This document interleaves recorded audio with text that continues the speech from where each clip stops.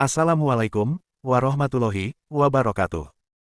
Para pemirsa yang dirahmati Allah, semoga kita semua selalu diberi kesehatan dan kelancaran rezeki. Amin. Pada kesempatan kali ini, kita akan membahas tentang 3 pendekar silat terhebat dan paling sakti di Indonesia. Pencak silat merupakan seni bela diri khas Indonesia yang telah mendunia hingga diakui oleh UNESCO.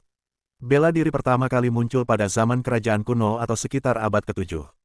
Pada awal perkembangannya, gerakan dalam pencak silat hanya mencakup gerakan tangan dan kaki saja. Seiring berkembangnya waktu, gerakan silat menjadi lebih beragam. Setelah dari zaman kerajaan, pencak silat juga berkembang di masa kolonial penjajah.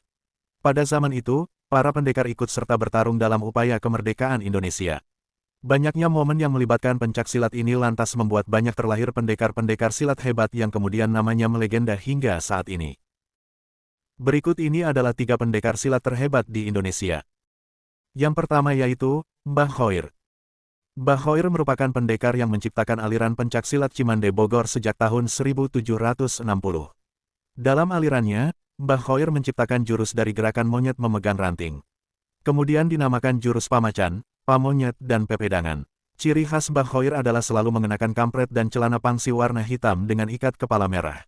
Konon, Mbah Khoir ini berasal dari kampung Baduy dengan sanad ilmu silatnya berasal dari seorang panglima perang zaman kerajaan Sunda bernama Aba Bugis.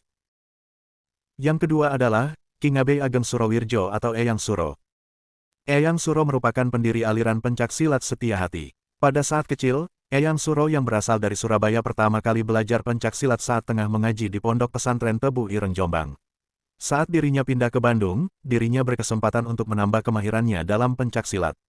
Kemudian saat kembali ke Surabaya, Eyang Suro bekerja sebagai polisi dan kemudian mendirikan perkumpulan sedulur tunggal kecer dengan nama aliran silatnya yakni Joyo Gendelo.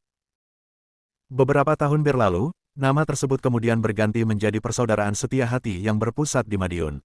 Dan kemudian Eyang Suro bersama anggotanya turut serta bertarung pada masa penjajahan. Yang ketiga yaitu, Gus Maksum. Kiai Abdullah Maksum Jauhari atau yang dikenal dengan nama Gus Maksum. Beliau merupakan putra dari seorang kiai di Pondok Pesantren Lirboyo, Kiai Abdullah Jauhari dan Nyai Haja Aisyah. Sejak kecil, Gus Maksum dikenal senang mengembara untuk belajar ilmu silat. Dengan banyaknya ilmu yang telah ia pelajari, kono Gus Maksum dapat melempar kuda seperti sedang melempar sandal. Selain kuda, Gus Maksum juga diketahui mampu membuat seekor sapi terpental. Hal itu terjadi saat Gus Maksum hendak memasang sapi bajakan, namun mendadak sapi tersebut mengamuk dan menerjangnya. Akan tetapi, dengan refleks yang luar biasa, Gus Maksum menangkis terjangan sapi tersebut.